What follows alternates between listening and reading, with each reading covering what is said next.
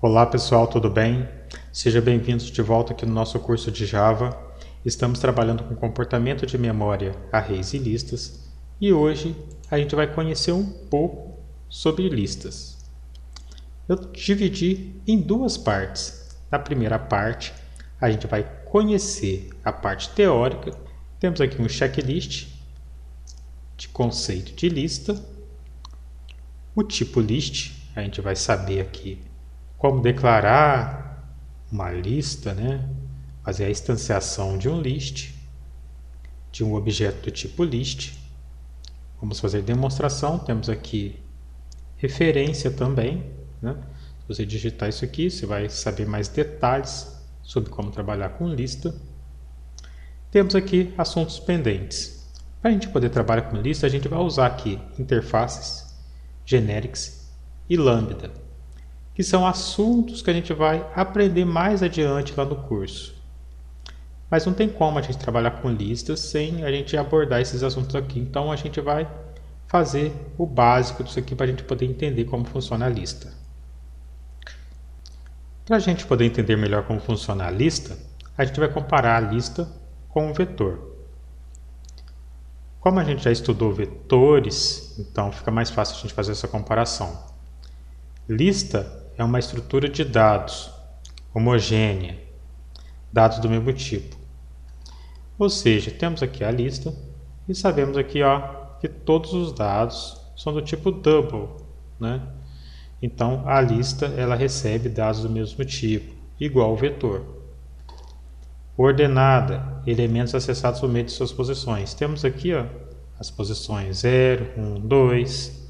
No vetor é a mesma coisa. Inicia-se vazia e seus elementos são alocados sob demanda.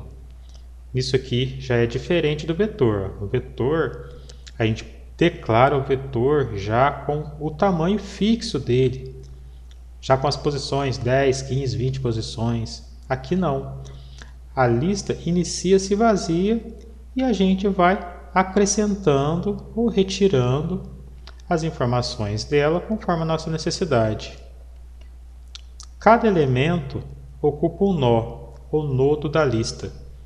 Temos aqui uma demonstração aqui de um nodo. Temos aqui a posição 0, que é um nodo, a 1, que é um nodo, a 2 também, que é um outro nodo. Esse nodo ele recebe essa informação aqui e aponta para o próximo nodo, fazendo aqui um encadeamento. Quando chega no último, ele tem uma informação aqui nula ou alguma coisa para falar que esse é o último nodo da lista, para terminar a lista e para fechar ali. Tipo interface, que é a lista. A lista é um tipo interface, Ele não é uma classe não. Porque se ele fosse uma classe aqui do Java, a gente podia instanciá-la. Por exemplo, eu tenho aqui um object, por exemplo, que eu vou chamar de obj, recebendo new object. O objeto já tem, então eu vou colocar o objeto 2. Viu como é que deu certo?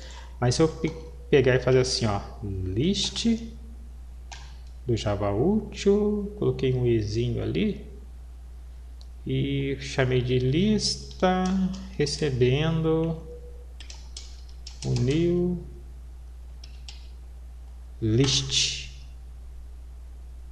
Olha lá, ele já deu um erro aqui, ele não aceita, a instanciação, porque ele não é uma classe para ser instanciada, ele é uma interface. Então, para a gente poder instanciar uma lista, deixa eu apagar isso aqui, só para... Para eu poder instanciar uma lista, eu preciso de classes que implementam a minha interface list, que no caso a gente vai usar o array list. O array list, ele pega todos os atributos, os pontos fortes do vetor e da lista implementa aqui na nossa interface lista, Interface list, para ela ficar melhor otimizada. temos aqui as vantagens, né, da lista. Ela tem o tamanho variável. Como eu já falei, a gente pode iniciar a lista vazia, tá? E acrescentando e removendo conforme a nossa necessidade. Isso é uma vantagem da lista.